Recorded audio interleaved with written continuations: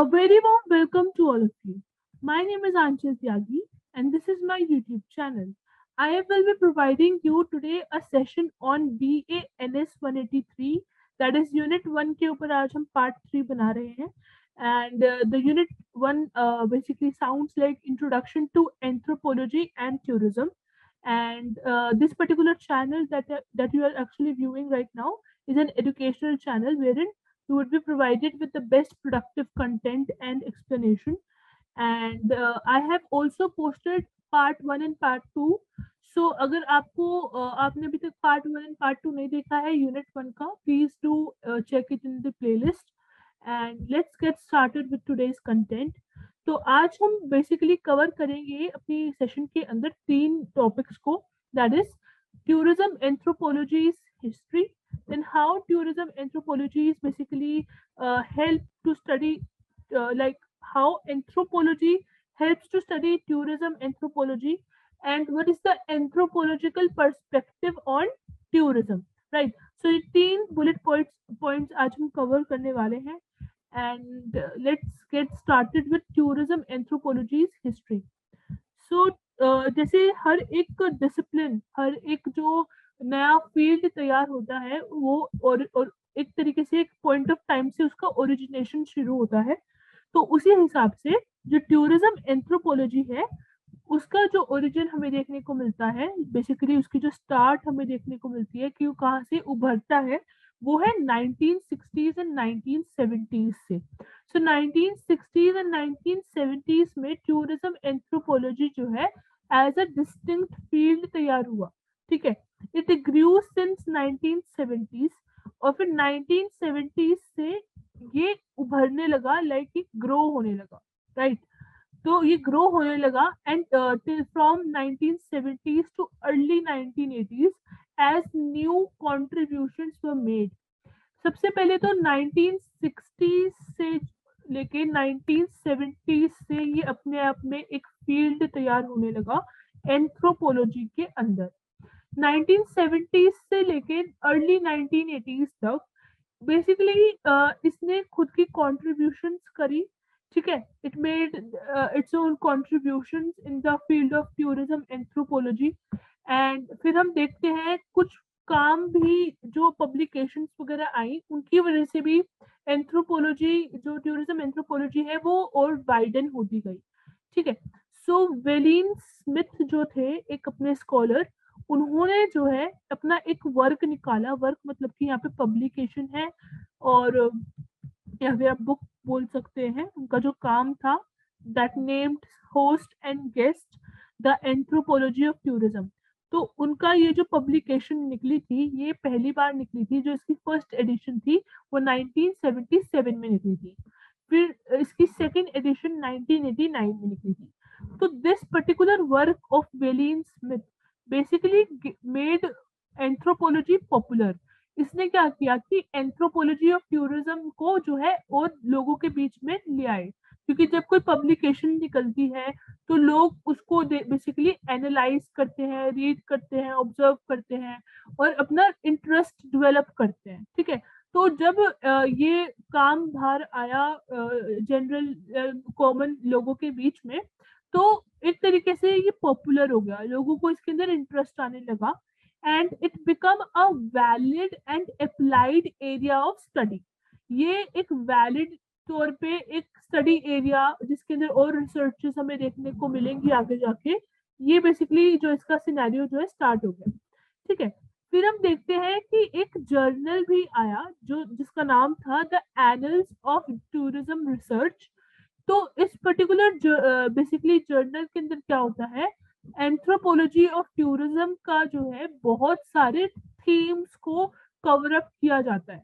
तो इसके अंदर हमें एक वाइडर अप्रोच जो है अपने टूरिज्म एंथ्रोपोलॉजी की, वो देखने को यहाँ पे पहली बार मिलती है.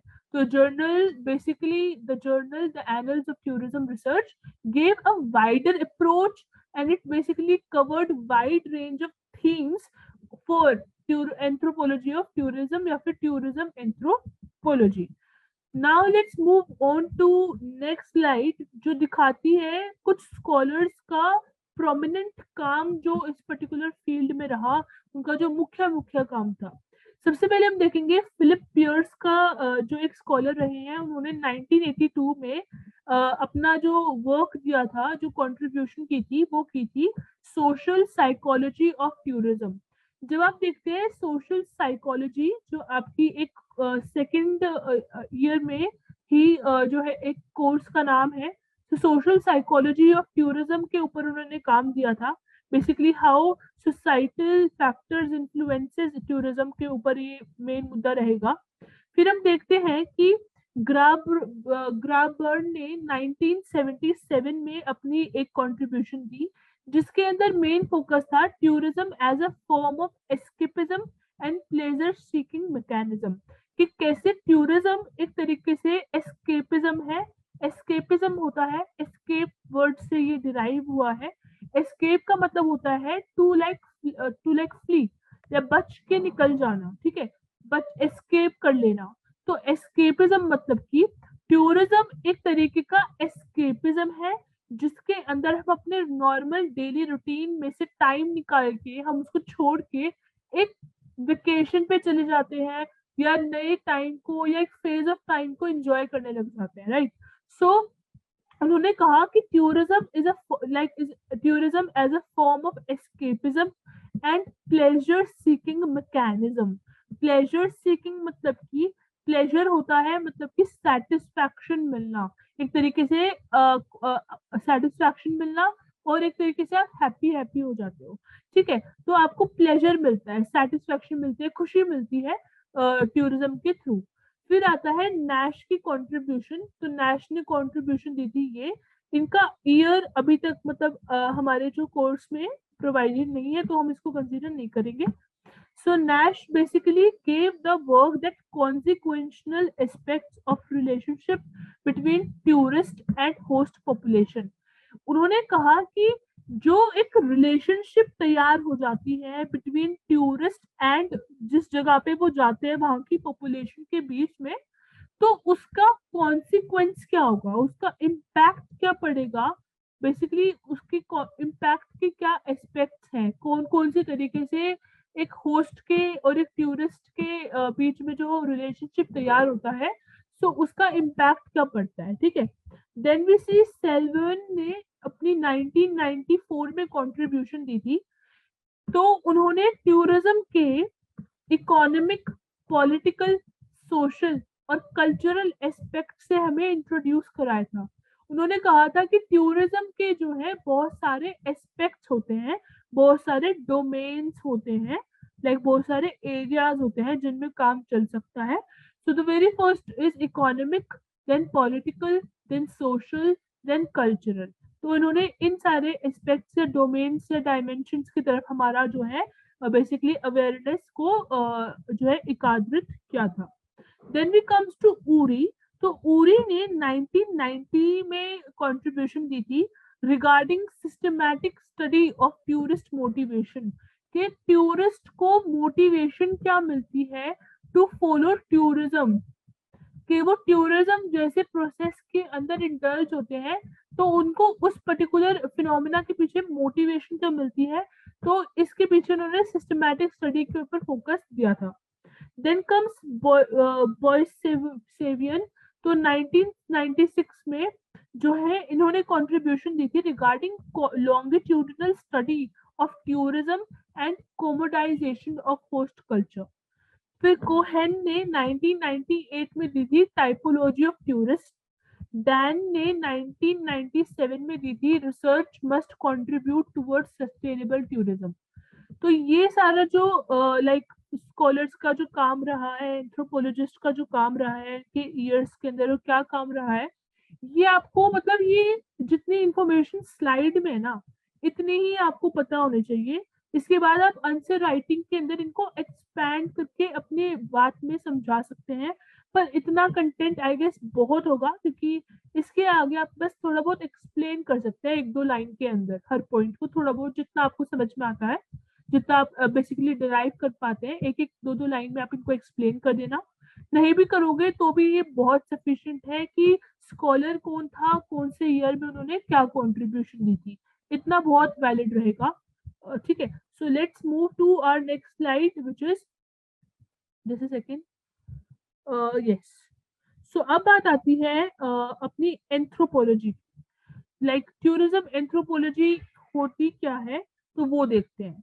टूरिज्म एंथ्रोपोलॉजी जब हम लिंकअप करते हैं, टूरिज्म एंथ्रोपोलॉजी को हम समझते हैं, so it is too complex.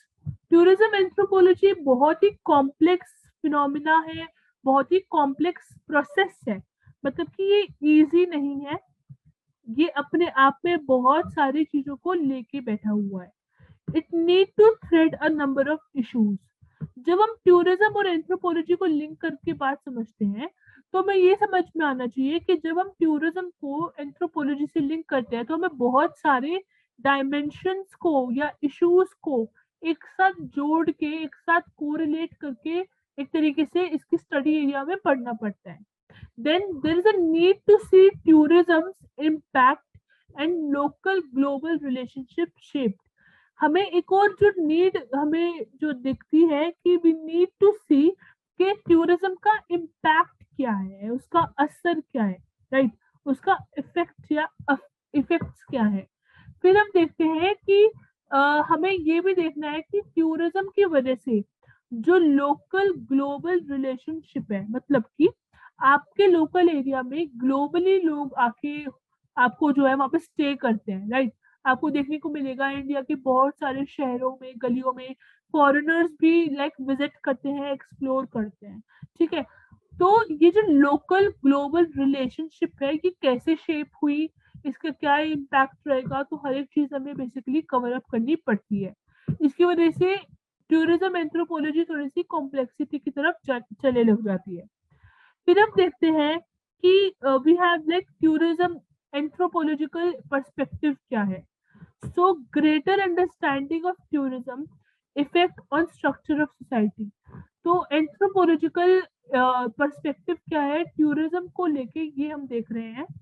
तो ये कहता है कि we need to like have greater understanding, हमें अभी और अंडरस्टैंडिंग डेवलप करनी पड़ेगी टूरिज्म के लिए। और हम देखेंगे कि टूरिज्म का इम्पैक्ट क्या पड़ता है हमारी सोसाइटी के स्ट्रक्चर के ऊपर। सोसाइटी जिन भागों में बटी हुई है, जो सोसाइटी का बेसिक स्ट्रक्चर है, जिसके ऊपर हमारी पूरी सोसाइटी तैयार है, राइट, तो उसके ऊपर क्या इफेक्ट पड़ता है टूरिज्म का, तो ये हम देखेंगे। देन ये इसका बेसिकली मेन पर्सपेक्टिव है, मूल रूप से ये देखना चाहता है। अब बात आती है how anthropology helps to study anthropology of tourism, कि एंथ्रोपोलॉजी कैसे एंथ्रोपोलॉजी ऑफ टूरिज्म या टूरिज्म एंथ्रोपोलॉजी को पढ़ने में मदद करती है। तो anthropology argue that people should be the heart of tourism. Anthropologist कहते हैं कि टूरिज्म का जो मेन एलिमेंट होना चाहिए, जो मेन मुख्य तौर पे जो मेन ऑर्गन होना चाहिए, वो होता है पीपल।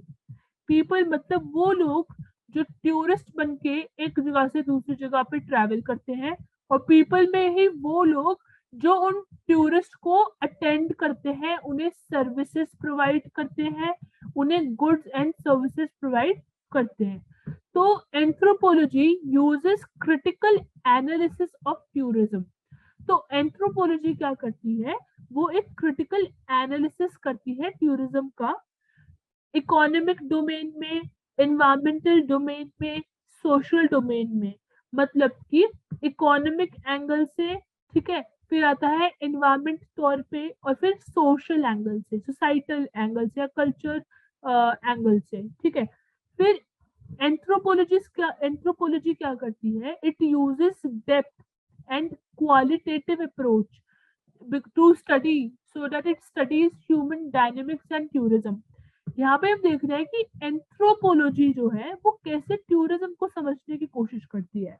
तो वो अलग, पहली बात तो वो कहती है कि टूरिज्म का मेन एलिमेंट लोग होते हैं, पीपल होते हैं, टूरिस्ट होते हैं, और जो टूरिस्ट को अटेंड करते हैं, उन्हें गुड्स एंड सर्विसेज प्रोवाइड करते हैं, वो होते हैं।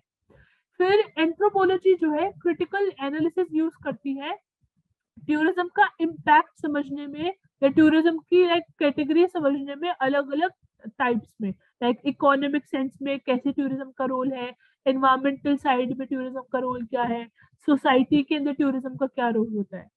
फिर ये डेप्थ मतलब गहरी और क्वालिटेटिव मतलब अच्छी क्वालिटी वाली अप्रोचेस यूज करती हैं जिससे कि वो ह्यूमन डायनेमिक्स और टूरिज्म को समझ पाए। It uses field based approach. Field based approach मतलब कि सिर्फ आप थ्योरेटिकल बात नहीं करोगे, आप सिर्फ थ्योरीज डेफिनेशंस तक अपनी बातों को नहीं रखोगे, आप फील्ड के अंदर लाइक ग्राउंड लेवल पे आप काम करोगे, आप ग्राउंड लेवल पे आप चीजों को अप्लाई करके देखोगे और फिर उसको एनालाइज करोगे। ठीक है, so it uses field based approach to collect primary information of tourism's effects, provide insight to trends in tourism। कि ग्राउंड लेवल पे टूरिज्म का क्या असर पड़ रहा है, प्राइमरी इंफॉर्मेशन वहां से लेंगे, ग्राउंड लेवल पे गली गली में, मोहल्लों में, गांव में, शहरों में क्या असर हमें देखने को मिलता है टूरिज्म की वजह से। we it basically anthropology uses holistic approach। Holistic होती है एक ओवरऑल अप्रोच जिसमें आप पूरा सब कुछ इंक्लूड कर देते हैं, कुछ भी डायमेंशन नहीं छोड़ते। सो it uses holistic approach and studies the cross cultural and social transactions during tourism. के जब हम टूरिज्म प्रोसेस के अंदर होते, ठीक है, जब हम टूरिज्म कर रहे होते हैं, टूरिस्ट एक जगह से दूसरी जगह प्लेस ए से प्लेस बी तक जाता है और वहां से वापस आता है, वहां पे लोग उन्हें गुड्स एंड सर्विसेज देते हैं, वो ट्रांसपोर्टेशन यूज करते हैं, सब कुछ करते हैं। तो कैसे वो अपना कल्चर दूसरी जगह के लोगों के बीच में अपना कल्चर लेके जाते हैं और कैसे वो वहां का कल्चर अपने पास अपने एरिया में लेके आते हैं और कैसे वो सोशल ट्रांजेक्शन करते हैं। लाइक सोसाइटी के अंदर जो चीजें हैं, जो एलिमेंट्स हैं, जो फंक्शनिंग है, वो कैसे एक जगह से दूसरी जगह तक पहुंचाते हैं। ठीक है, तो ये सब कुछ जो है पढ़ने का समझने का कोशिश करता है एंथ्रोपोलॉजी फॉर टूरिज्म। राइट, अब बात आती है नेक्स्ट स्लाइड की, विच इज के एंथ्रोपोलॉजिकल पर्सपेक्टिव क्या है टूरिज्म को लेके। सो ये देखते हैं हम नेक्स्ट स्लाइड में। सो let me change it to next slide। okay, so anthropological perspective क्या है कि एंथ्रोपोलॉजिकल जो इंटरेस्ट है वो टूरिज्म में 1970s में डेवलप हुआ था, ये हमें पता है, हमने अभी पढ़ा था।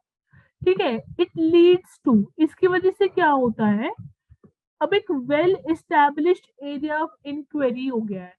जब वहां पे इंटरेस्ट डेवलप हुआ था एंथ्रोपोलॉजी का टूरिज्म में, एंथ्रोपोलॉजिस्ट का टूरिज्म में, तो उसके बाद क्या होता है, अब ये एक एरिया तैयार हो गया है, ये एक work study like study area तैयार हो चुका है जिसके अंदर अब आप बहुत सारे रिसर्चेस करते हैं, बहुत सारे डेटा को कलेक्ट करते हैं और बहुत सारी चीजों को एनालाइज करके एक सॉल्यूशन तक पहुंचते हैं।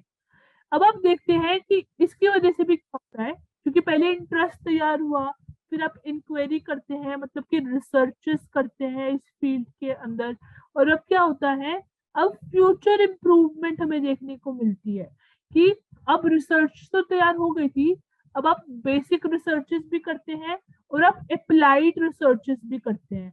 अप्लाइड रिसर्च में क्या होता है, आप फील्ड लेवल पे काम करने की कोशिश करते हैं। So this was all regarding the things। Now let's move to next slide, which is हाँ, कि एंथ्रोपोलॉजी एंड टूरिज्म जो है एक तरीके से समझने की कोशिश करता है ह्यूमंस को और उनके कल्चर को। Anthropology includes tourism as a subject matter. Anthropology जो एक बड़ा सा एरिया है उसके अंदर टूरिज्म जो है एक छोटा सा सब सब सब मैटर है। ठीक है, एक छोटा पार्ट है एंथ्रो के अंदर। टूरिज्म जो है, एंथ्रो के अंदर बहुत सारी चीजें होती है, उसके अंदर एक टूरिज्म भी एक छोटा सा सब मैटर है।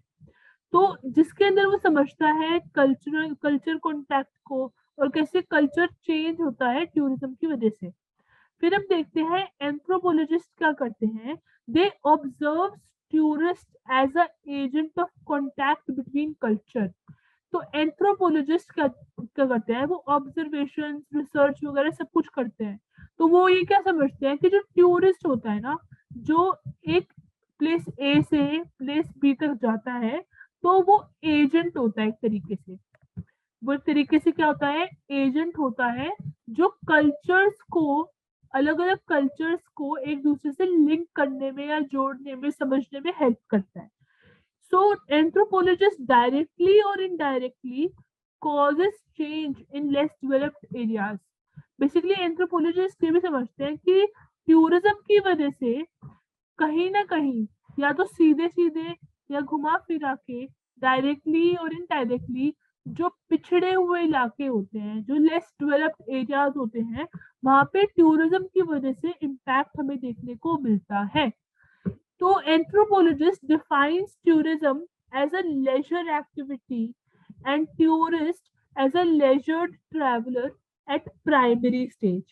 ये सब कुछ हमने पिछले पार्ट्स के अंदर देख चुके हैं कि लेजर एक्टिविटी क्या होता है, टूरिस्ट को हम लेजर्ड ट्रैवलर क्यों कहेंगे, ये सब कुछ हम देख चुके हैं। Now tourism is a practice. आज के टाइम पे टूरिज्म एक प्रैक्टिस है, आम हो गई है, बहुत ही नॉर्मलाइज हो गई है। लोग इसके अंदर और रिसर्च कर रहे हैं, लोगों को ये पसंद आता है, वो इसके अंदर स्पेशलाइजेशन करते हैं, ठीक है। And tourist are the people who travel places and encounter host. Tourist वो इंसान है जो कि जगहों पे ट्रैवल करता है और होस्ट पे, होस्ट मतलब जिस जगह पे वो जाता है उनसे इंटरेक्ट करता है, उनको मिलता है। Tourism becomes touristic system in larger social context. तो जब हम बात करते हैं टूरिज्म की एक बड़े डायमेंशन पे, या पूरे सोसाइटी के अंदर, जो हमारी सोसाइटी है उसके अंदर टूरिज्म जो है वो एक तरीके से एक टूरिस्टिक सिस्टम बन गया है, पूरा का पूरा एज अ सिस्टम तैयार हो गया है, एक पूरा एक प्रोसेसिंग तैयार हो गई है पूरी, ठीक है। ये था अभी तक। Now let's move to next slide. तो इसके अंदर हम देखेंगे कि एक तरीके से एक फ्लो चार्ट आपके लिए रेडी किया है कंटेंट को देख के, कि टूरिज्म जो पर्सपेक्टिव है, टूरिज्म एंथ्रोपोलॉजी का जो पर्सपेक्टिव है, तो ये समझाता है कि एक तरीके से एक गिव एंड टेक रिलेशनशिप तैयार हो जाता है। किसके बीच में? दो लोगों के बीच में, टूरिस्ट के बीच में और होस्ट के बीच में। और वो एक दूसरे को देते क्या है, एक दूसरे का कल्चर देते हैं, और एक तरीके से तीनों ही लोग इफेक्ट होते हैं इस पर्टिकुलर रिलेशनशिप की वजह से। तो यहाँ पे कहा जा रहा है कि एंथ्रोपोलॉजी समझता है कि टूरिज्म जो है, टूरिज्म की वजह से जो ट्रैवलर्स होते हैं, जिनको हम टूरिस्ट कहते हैं, वो जिस जगह पे जाते हैं, मतलब डेस्टिनेशन पे जिस जगह पे वो ट्रैवल करने की कोशिश कर रहे हैं, उस एरिया को होस्ट कहते हैं। तो उन दोनों के बीच में, टूरिस्ट और होस्ट के बीच में गिव एंड टेक रिलेशनशिप तैयार हो जाता है, और उसकी वजह से उनका कल्चर और वो टूरिस्ट खुद भी और होस्ट भी इफेक्ट होते हैं एक दूसरे के ऊपर, एक दूसरे का असर होता है, इम्पैक्ट पड़ता है, ठीक है। Now let's move to next slide which is के पहले जो एंथ्रोपोलॉजिस्ट थे ना, उन्होंने क्या किया, वो इसको व्यू करते थे, समझते थे, और अपनी जो स्टडी एरिया है उसको लिमिटेड रखते थे, सिर्फ एक एरिया तक रखते थे कि ट्रांजैक्शन होती है टूरिस्ट और होस्ट के बीच में, क्योंकि टूरिस्ट सर्विसेज लेगा, गुड्स लेगा, तो वो पैसे देगा होस्ट को और वो ट्रांजैक्शन होंगी, और एक दूसरे को कल्चर के, बेसिकली एक दूसरे का कल्चर एक दूसरे को देते हैं, फिर और एक दूसरे को इन्फ्लुएंस भी करते हैं, ठीक है। पहले की जो एंथ्रोपोलॉजी थी, जो है पहले के जो एंथ्रोपोलॉजिस्ट थे, वो सिर्फ इन तीन तरीकों तक, इन तीन चीजों तक ही अपने आप की जो पढ़ाई है, जो एंथ्रोपोलॉजिकल स्टडी है, वो लिमिटेड रखते थे। लेकिन जब और भी रिसर्चेस होने लगी, तो टूरिज्म के अंदर पॉजिटिव्स और नेगेटिव्स, पॉजिटिव इफेक्ट और नेगेटिव इफेक्ट, दोनों चीजों को हमने ऑब्जर्व किया। तो एक जो है एग्जाम्पल हम देखेंगे कि कोहेन ने जो है एक रिपोर्ट निकाली थी कि कैसे टूरिज्म की वजह से इम्पैक्ट पड़ा थाई इलाके के अपलैंड विलेज के अंदर, जो ऊपरी हिस्सा में जो अपना विलेज है, वहां के ऊपर कैसे टूरिज्म की वजह से इम्पैक्ट पड़ा। तो स्टार्टिंग में क्या हुआ, जब वहां पे जब इस पर्टिकुलर विलेज के अंदर, थाई के इस विलेज के अंदर जो है टूरिज्म स्टार्ट हुआ, तो बैड इन्फ्लुएंस देखने को मिला, नेगेटिव इन्फ्लुएंस या नेगेटिव इम्पैक्ट देखने को मिला। क्योंकि ऑब्वियस है, जब बाहर के लोग आपके पास आते हैं या कोई भी एक्सटर्नल फैक्टर आपके नॉर्मल लिविंग के अंदर आएगा, तो आपको डिस्टर्बेंसेस होंगी, एक टाइम लगेगा आपको नॉर्मलाइज करने में। ठीक है, तो स्टार्टिंग में तो बैड इन्फ्लुएंस लगा, फिर बीच में सही सही लगा कि हाँ टूरिज्म का बहुत फायदा हो रहा है। ठीक है, लोगों के पास इनकम आ रही है। ठीक है, हमें नए कल्चर सीखने को मिल रहे हैं। फिर लास्ट में कंक्लूजन क्या निकलता है कि टूरिज्म की वजह से ना कोई भी डिस्ट्रक्टिव इम्पैक्ट नहीं होता सोसाइटी के, लाइक होस्ट की जो सोसाइटी होती है फ्यूचर के अंदर, कि टूरिज्म की वजह से हम टूरिज्म को कितने एक्सटेंट तक अपने ऊपर इम्पैक्ट होने देंगे, ये सब कुछ होस्ट की जो लाइक एरिया है वो डिफाइन करेगा। ठीक है, एज सच कोई डिस्ट्रक्टिव इम्पैक्ट नहीं पड़ता, बस थोड़े बहुत अपनी लाइफ के अंदर चेंजेस, चेंजेस का सिंबल है, चेंजेस देखने को मिलते हैं, हमें वो चेंजेस अडेप्ट करने पड़ते हैं। we need to adapt the change, we need to accept it and like inculcate it in our normal life। ठीक है, तो तब जाके हम जो है टूरिज्म को एक नॉर्मलाइज तरीके से हम देख पाते हैं। Now let's move on to कि एंथ्रोपोलॉजिस्ट ने जो है बहुत सारे क्वेश्चंस रेज करे और कॉन्सेप्ट्स भी तैयार करे टूरिज्म एंथ्रोपोलॉजी को लेके। तो जैसे कि नैश ने 1981 के अंदर cross cultural meaning of work and leisure दिया। तो उन्होंने कहा कि वर्क में जो काम है और जो लेजर है, लेजर मतलब जो फ्री टाइम है जिसमें आप रिलैक्स करते हो, रिफ्रेश करते हो अपने आप को ड्यू टू टूरिज्म, तो इन दोनों के बीच में क्रॉस कल्चरल एस्पेक्ट क्या है, लाइक दोनों एक दूसरे से लिंकअप कैसे है। फिर हम देखते हैं नुन्स ने 1989 में दिया एक concept relating to dynamics and impact of intercultural contact between tourist and locals, कि क्या इम्पैक्ट है, क्या डायनेमिक्स लाइक वर्किंग क्या है जब हम बात करते हैं एक टूरिस्ट और लोकल का इंटरकल्चरल कनेक्ट कॉन्टेक्ट में, कि दोनों का कल्चर जो है चेंज होता है, एक्सचेंज हो जाता है। ठीक है, टूरिस्ट अपनी चीजों को उनके ऊपर उनको समझाने की कोशिश करता है लोकल इलाके को, और लोकल इलाके से कुछ ना कुछ सीख के जाता है। तो इसके ऊपर नूनेंस ने 1989 में अपना कॉन्सेप्ट दिया। फिर मैन्सबर्गर ने 1995 में अपना कॉन्सेप्ट दिया दैट हाउ इंडिजीनियस सोसाइटी, जो पहले की सोसाइटी है, how indigenous society change as they become integrated in tourism market, कि जो पुराने टाइम की सोसाइटीज हैं वो कैसे चेंज हो जाती हैं, और जब वो बेसिकली टूरिज्म के अंदर इंटीग्रेट होने लग जाती हैं, जब वो टूरिज्म गांव गांव तक पहुंचने लग जाता है, लाइक पिछड़े हुए इलाकों तक जाता है, तो कैसे वो जो सोसाइटी है, जो पुरानी सोच वाली या फिर अलग कल्चर वाली जो सोसाइटी है, वो कैसे अपने आप को ग्रो कर देती है। ग्रो तो करती है, चेंजेस भी देखने को मिलते हैं, पर वो सारी चीजें होती कैसे हैं, लाइक व्हाट, हाउ, प्रोसेस क्या होता है, लोगों को क्या समझ में आ जाता है, वो कैसे अडेप्ट कर लेते हैं। ठीक है, तो ये हम देखेंगे। नाउ 1990s में क्या होता है, 1990s में हमें शिफ्ट देखने को मिलता है, एक लाइक जगह पोजीशन शिफ्ट, लाइक एक बदलाव देखने को मिलता है। शिफ्ट वाज ऑब्जर्व्ड, तो क्या शिफ्ट था, that issues of conserving natural areas and cultural traditions for the benefit of local host community. 1990 में हमने देखा कि लोगों के बीच में अवेयरनेस जागने लगी, लोग जो है जागरूक होने लगे कि हमें जो है बहुत सारे इश्यूज देखने को मिल रहे हैं, बहुत सारे प्रॉब्लम्स वो एनकाउंटर करने लगे रिगार्डिंग नेचुरल रिसोर्सेज जो हैं, और जो उनका खुद का कल्चरल ट्रेडिशन है उस पर्टिकुलर इलाके का, जहाँ पे एक ट्रैवलर जाता है। ठीक है, वो उनको एक तरीके से नेगेटिव इम्पैक्ट देखने को मिला टूरिज्म का। तो लोगों के अंदर 1990s में शिफ्ट होने लगा कि उन्हें जो है कंजर्व करना पड़ेगा अपने एरिया के नेचुरल रिसोर्सेज को और खुद के कल्चरल ट्रेडिशंस को, राइट। जब उन्हें क्या देखने को लगा कि ये चीजें अब जो है टूरिज्म की वजह से खत्म होती जा रही है, so we need to change our focus on this also. अब बात आती है what are the like studies by anthropologist. Anthropologist ने क्या क्या स्टडी की है। तो पहला है कि like understanding the origin of tourism. तो पहला तो था कि एंथ्रोपोलॉजिस्ट ने समझने की कोशिश करी कि टूरिज्म विकसित कहाँ से हुआ, उसका ओरिजिन कहाँ से हुआ।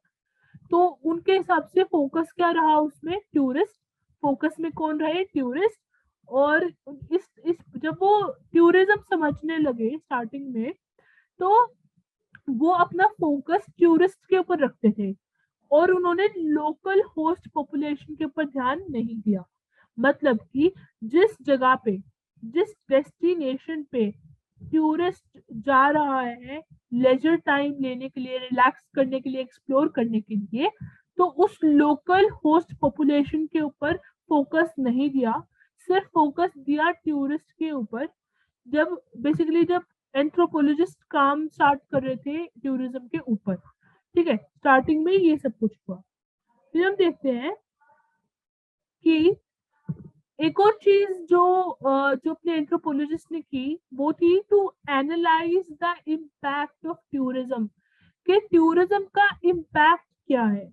तो यहाँ पे आपके लिए एक फ्लो चार्ट है, तो आपको ये समझाने की कोशिश करती हूँ दैट जब हम बात करते हैं कि टूरिज्म का इम्पैक्ट क्या है, असर क्या है, ठीक है, तो उस टाइम इसके इसके लिए जब हम असर की बात कर रहे हैं, पहले मैं आपको समझाती हूँ एक सेकंड। पिछली साइड में हमने देखा कि जब हम अपने सोसाइटी को लाइक जब हम टूरिज्म को समझने की कोशिश कर रहे थे, तब हमारा फोकस थे टूरिस्ट, समझ रहे हो, जो ट्रैवलर कर रहा है। यहाँ पे फोकस कौन नहीं था, local host population. Tourist focus area में थे, लोकल होस्ट पॉपुलेशन फोकस में नहीं था। जब हम बात करते हैं कि हमें टूरिज्म को समझना है, टूरिज्म विकसित कहाँ से हुई, तब समझना है, ठीक है। अब दूसरा मुद्दा क्या है, जब हम बात कर रहे हैं कि हमें इम्पैक्ट एनालाइज करना है, अब इस टाइम पे हमारा फोकस कौन हो जाएंगे, लोकल होस्ट पॉपुलेशन। हमारा जो फोकस है यहाँ पे शिफ्ट होता हुआ दिख रहा है। जब हम सिर्फ हमें टूरिज्म समझना है, टूरिज्म का ओरिजिन समझना है, अंडरस्टैंड करना है, तब हमारा फोकस थे टूरिस्ट। अब हमें इस टूरिज्म का क्या असर है वो समझना है, तो हमारा फोकस चेंज होके हो गया है लोकल होस्ट पॉपुलेशन। जिस जगह पे, जिस पॉपुलेशन के बीच में टूरिस्ट जाके रहेगा, जिनसे सर्विसेज लेगा, उनके ऊपर जो है अब फोकस शिफ्ट हो गया है।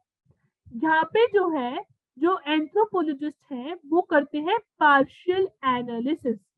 पार्शियल एनालिसिस मतलब कि पार्शियल होता है आधा अधूरा, राइट, आधा अधूरा, हाफ मेड हाफ कुक, ठीक है। तो यहाँ पे पार्शियल एनालिसिस करने के वजह से कुछ चीजें जो एंथ्रोपोलॉजिस्ट समझने की कोशिश करते हैं, पहला क्वेश्चन तो ये है कि how local economies either strengthened और डिपेंडेंट, कि कैसे लाइक एक टूरिस्ट है, समझ में आ रहा है, एक टूरिस्ट है और एक होस्ट पॉपुलेशन है, मतलब कि डेस्टिनेशन जहाँ पे टूरिस्ट जाना चाहता है।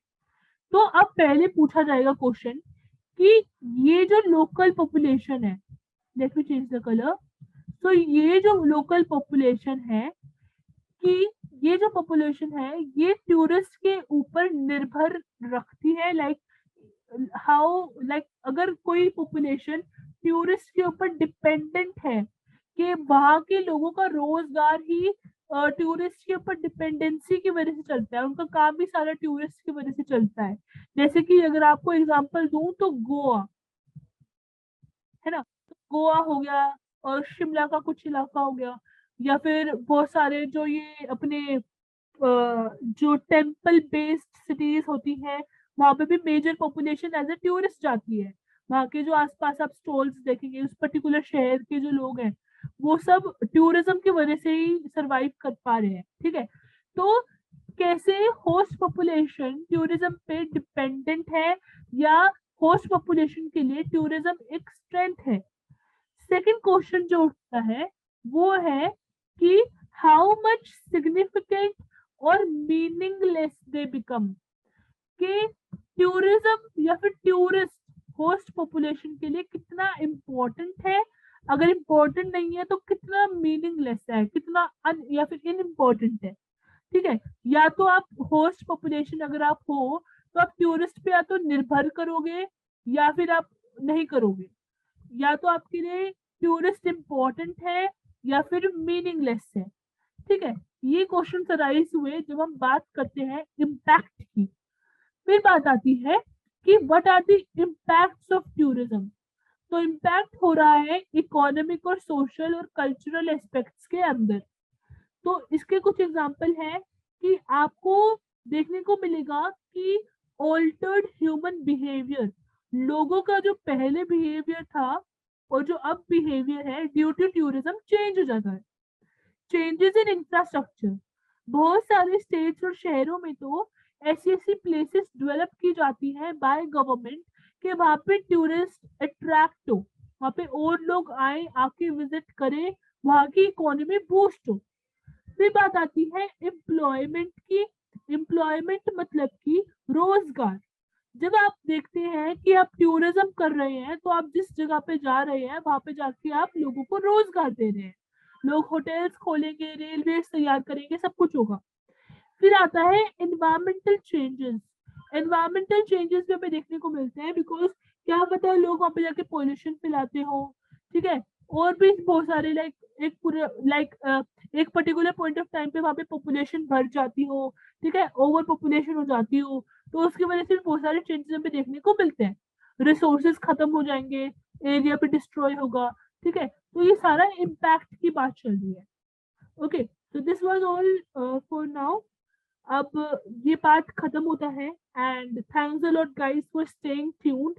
And I am really sorry कि बहुत सारी आपको डिस्टरबेंस वाली आवाजें दिख रही होंगी, सुन रही होंगी। दैट इज ऑल बिकॉज यहाँ पे कंस्ट्रक्शन चल रही है, और इसी that's the reason I am not able to like regularly post the videos. Like disturbances like to an extent that I'm not able to, or actually I'm not willing to post that content which is not that much in quality, right? लेकिन फिर भी मैं I am trying my best to like provide you the sessions as much before as I could. That's all guys. Thanks a lot for supporting, and do subscribe, like and share. Thanks a lot. Bye bye.